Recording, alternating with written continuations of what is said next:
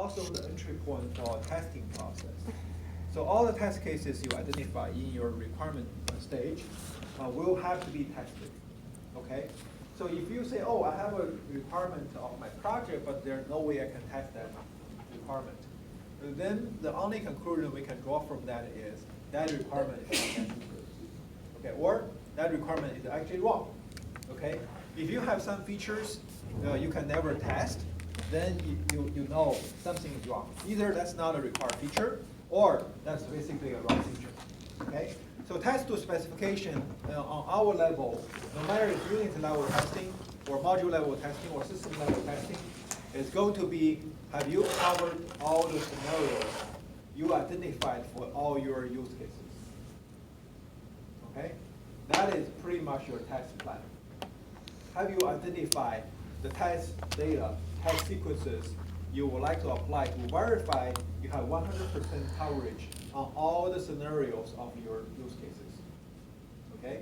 Then when you set up all these data, then pretty much you're going to use equivalent class and boundary analysis to decide what are the normal data input data, what are the abnormal data input data you would apply in each of the scenarios, okay? Basically, last time we covered what we need for our test plan. All right? So then today we're going to talk more about what else available for us to do a better, do better in testing.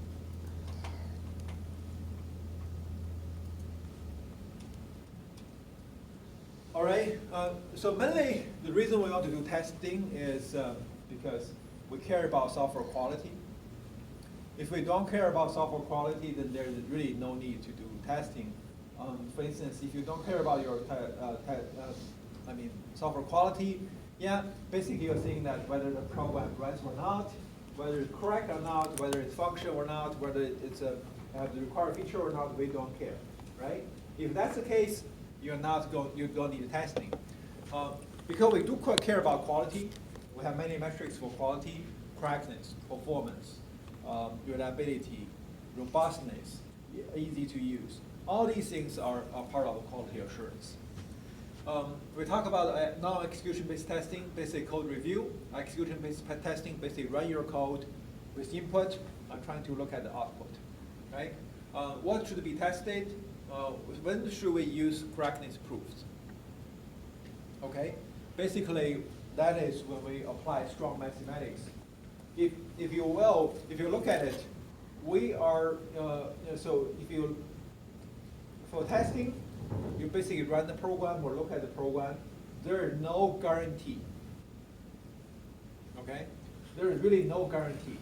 What I mean is, if you're done with your testing, there's no way you can say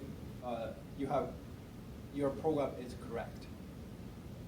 The only thing you can say is, for all the test cases we applied, all the testing we did, we didn't find any errors, any bugs.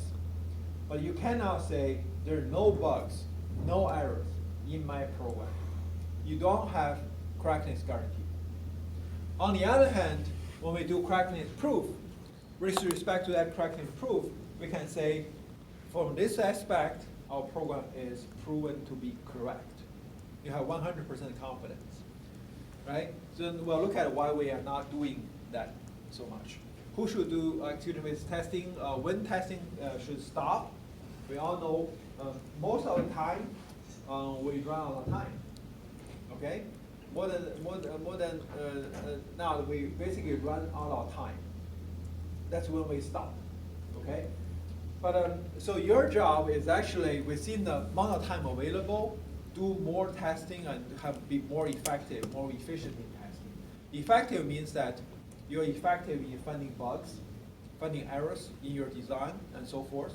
Efficient means that you have better coverage. You touch on more parts of your program. All right. So we have been talking about this many times, and this is definitely something you guys should be aware of, which is execution-based testing and non-execution-based testing. Non-execution-based testing is basically code review.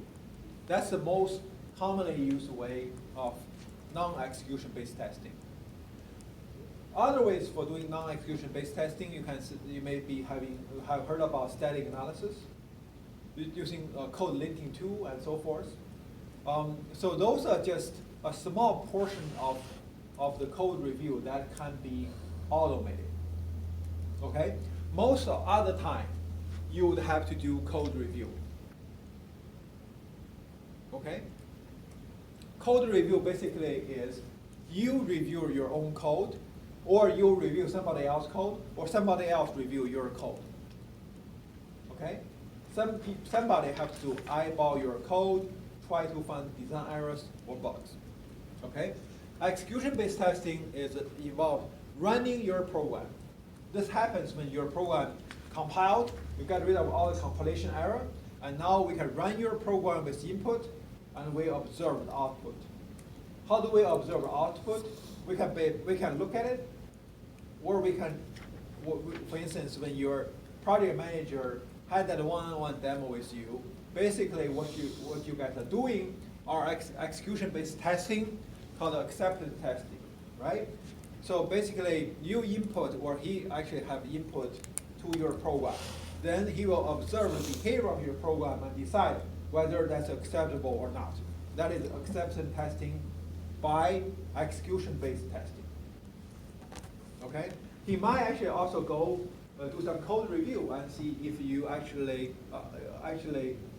the structure of code is really sound, or basically, so you have features that basically not implemented or something like that. He may actually look at your code by non-execution based testing, or basically to look at whether that's your code or not. Right? So there are people who would really like to differentiate what is validation and what is verification, right? So for instance, some people may say verification, you really determine if the flow was completed correctly. That is given specification. Given specification. Okay?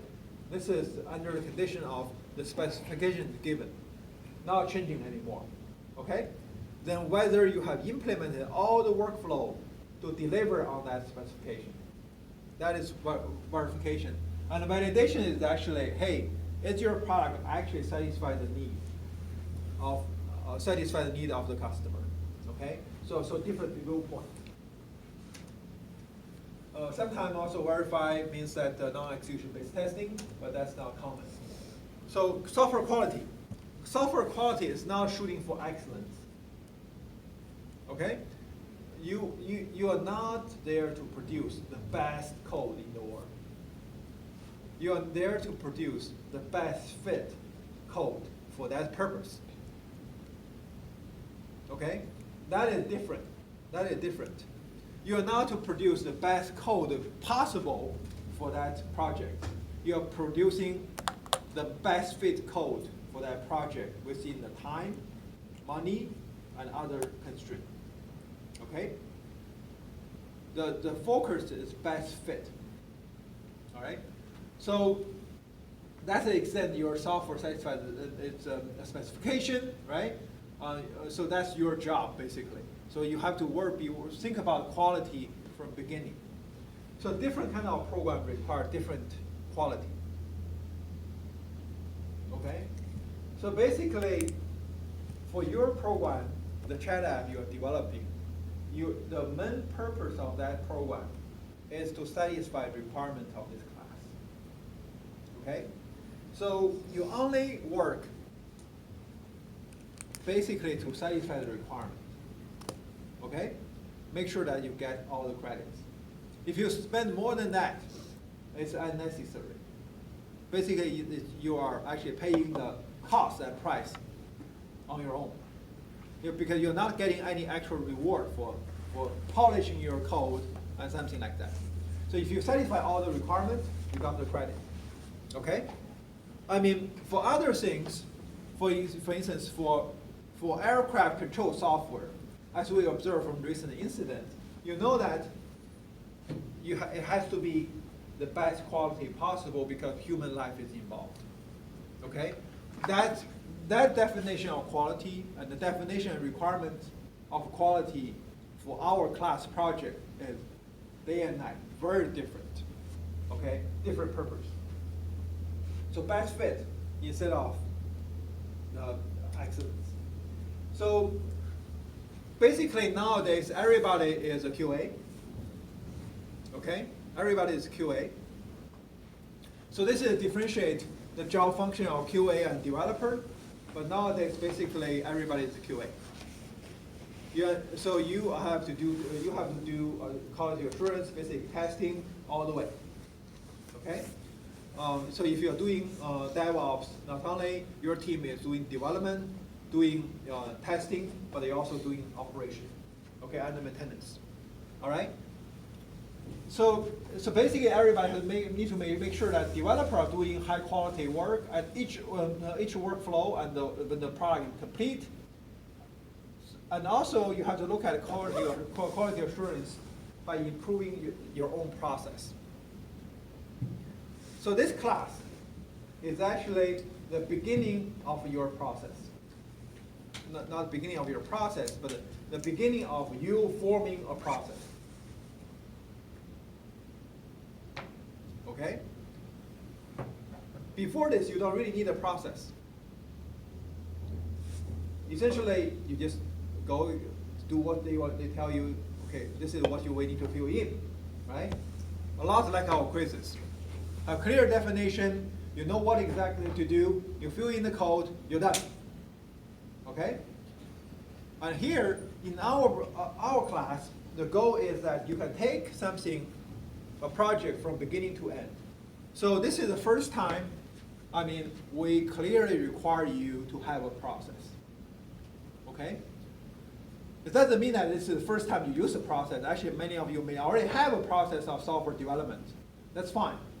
But from our point of view, CS300 is the first time we require you to be able to articulate your own process. Here, I'm not here to critique your process. Okay? Say, oh, you had a lousy process. Oh, you have a great process. That is actually not my job. I'm here to make sure that you can articulate a process you follow yourself. Okay? We have other classes which basically say, okay, for what kind of project and for what kind of situation, what process should be used. That's a separate discussion. But here, because we are doing elements of software engineering, our goal is for you to have a process. Okay, most fundamental basic thing. Okay, then once you have a process, actually quality assurance goes into the software you're building, and also you improve the process steadily yourself. Okay, by taking other classes and go to work, participate in a real process, go to another company, work for a different company, and getting knowledge about different processes. Okay, that is actually part of process improvement. You improve your own process, and you match your process with the job you're doing. Okay? If you match up well, you're going to feel better perform better in the process. If your process is totally at odds with the process your company is running, I don't think you will be very productive. You better find a different job. Okay? Not saying that you are not good or your process is not good. You may have a situation that you are just not a good fit. Right? For instance, you have been interested in building web full stack web services and so forth. You have formed the agile processes for that, and now you got a job in Boeing doing control software for aircraft. Guess what? You have to change your process. And you may not like to change your process, so you may not even like to take that job. Okay? Certainly, when job market was really tough, for instance, 10 years ago when everybody is losing job, okay, then you may have to say, okay, I surrendered. I'm just going to change my process so I can get this job. But today, it's not the case. It's more like I'm going to find the best fit places that I can actually apply my talent. As part, you're going to have a better situation, a better environment to actually apply your own process. Okay, you have better alignment. So essentially, some people will say this is culture fit or process fit. Okay.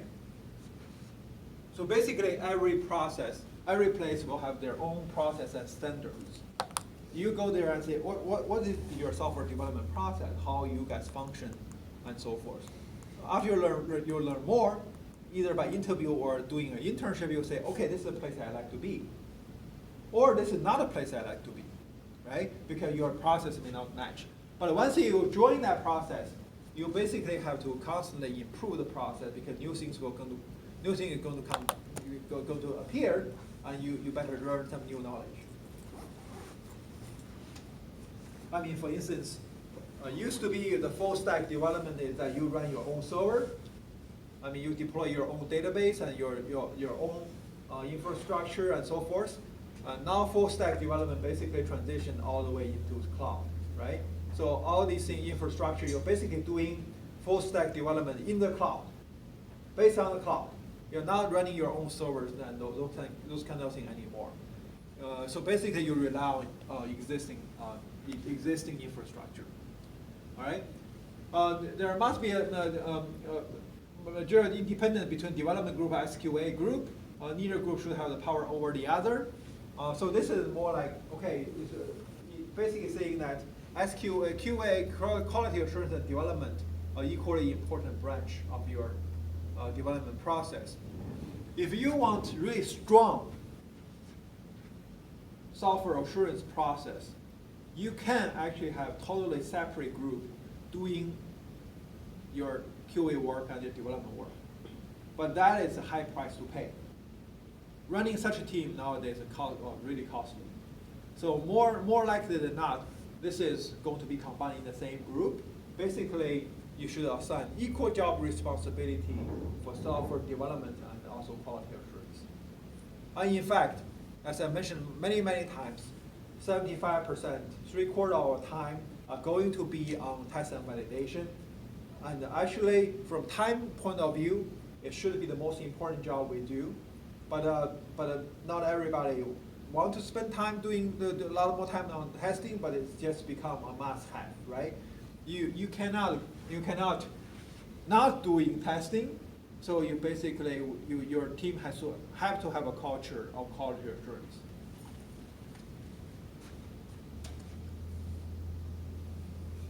All right. So these are the questions.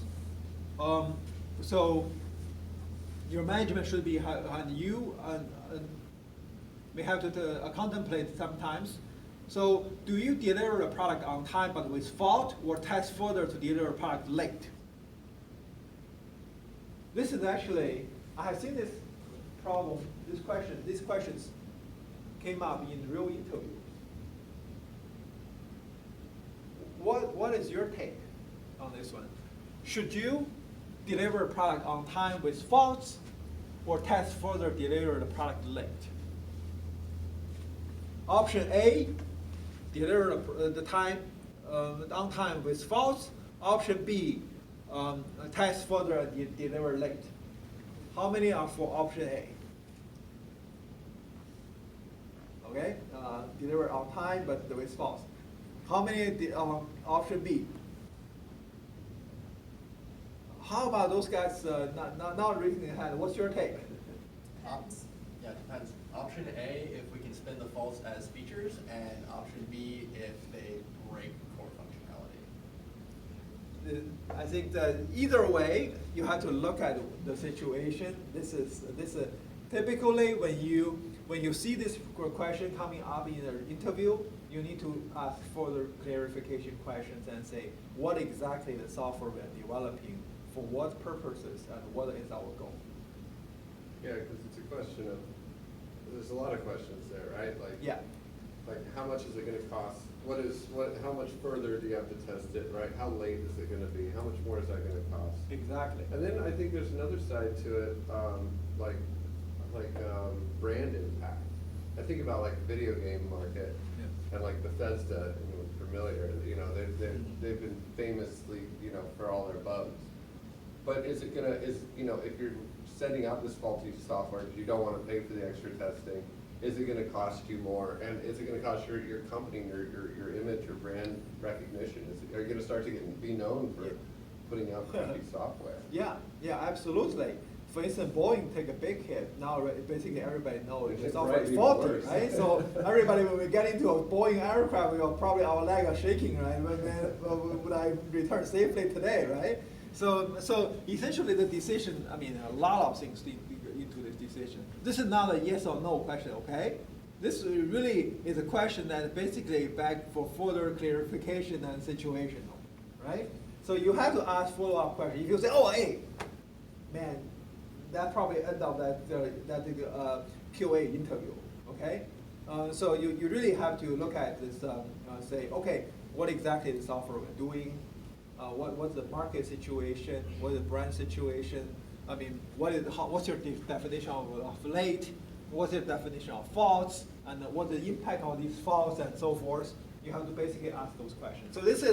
So don't take this as a multiple choice question with two answers. This is actually an open-ended, interactive question. Okay. So this is actually a very common QA and testing into question. All right. Non-execution based testing.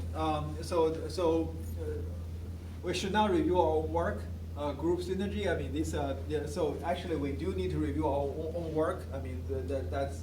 But it's just pointing out that the importance of having somebody else look at your code.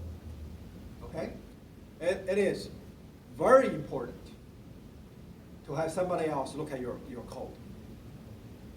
Okay, so in the semester version of our class, if our term is 13 weeks instead of 10, there is actually a iteration of you actually switch code with somebody else.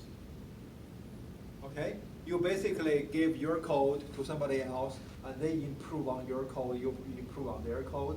They review your code, you review their code. Okay, so basically, review is critical.